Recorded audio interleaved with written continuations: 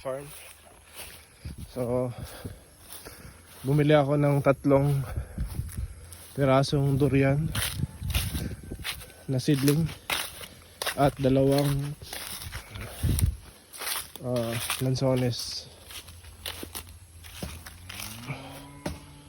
So yan. So ito, nakapagtanim na kami ng isang durian puyat. So durian puyat ito. So yan, 3 yan. Ang spacing nila is 6 meters. So yan. Maganda na to na bili namin kasi malaki na to na plant. Hindi siya tulad ng iba na gamay pa lang. Ayan. Os katong medyo haba daw, os, para umana siya. So ito 3 meters ang pagitan nila. Tapos in between lagyan namin ng lansones.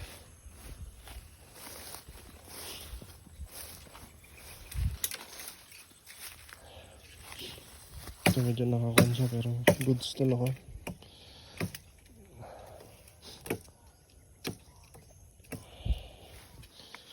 So itong mga to is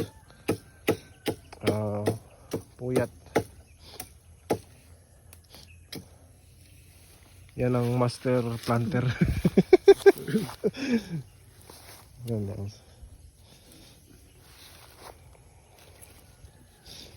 Siguro mo. Ay, ko wala.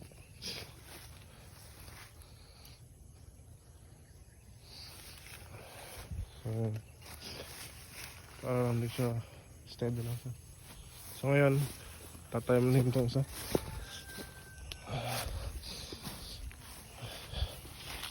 Tayo mo ba ito?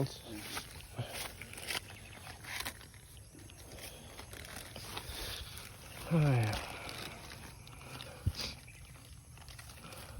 Lumabas yung pawis ko ba? Lahat na sa pagbutas. So yan. So hintay na lang kami ng mga ilang taon.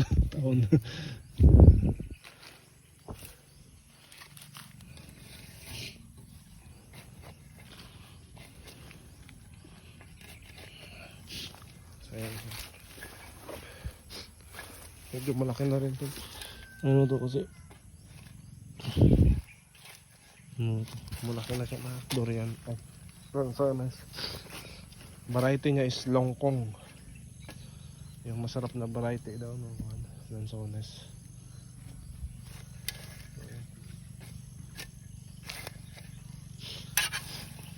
So yan, bali 5 puno. So tinry pa lang naman namin kung maganda ba yung tubo nito. So after that, mga 15 pieces na puno. Pagitan natin 6 meters. So yung durian farm and lansones farm na to. So yan, ang galing ng pagkakatanim ni paring Alz. Sorry na. Yung talbos yung hopefully after 5 years magbunga na to siya. Okay, kung hindi siya magbunga, wala, sayang tanan ng bihirap. Kaya magbunga man to. So yan pala ang aming farm, mini farm. So itong area na to is 1,000 square meter. So pinalagyan na namin yan ng bakod, cyclone wire. Kasi ang problema dito, kung magtatanim ka tapos open siya, susugaan nila ng mga hayop, baka, kalabaw. So yung tanim mo, kahit hindi man nila kainin, pero ang gagawin, makaapakan nila. So pag naapakan nila yan, hindi sirain pananim. So ngayon, secure tong area na to ngayon. So ang problema lang dito, yung mga damo.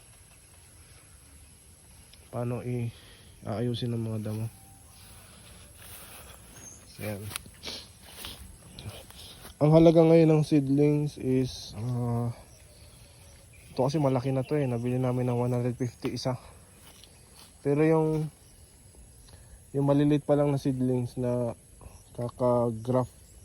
grafted pa lang is nasa 50 pesos. Pero maliit pa to.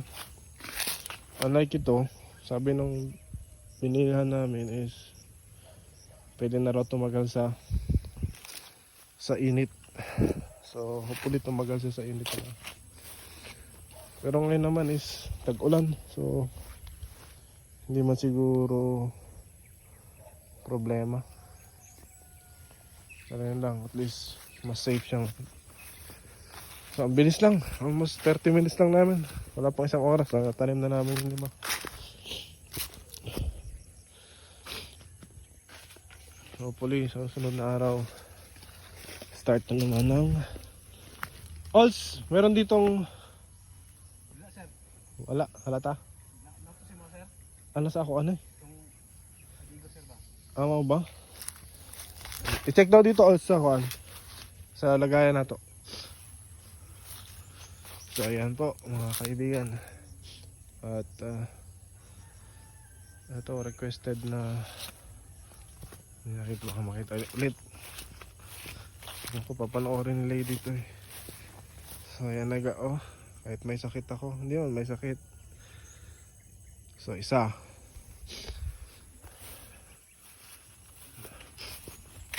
Dalawa.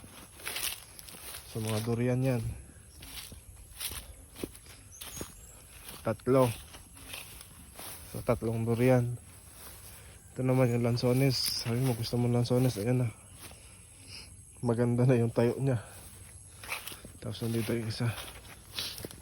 So next time ayan. So yan. So siguro yun lamang. At salamat ng marami. Thank you. Okay.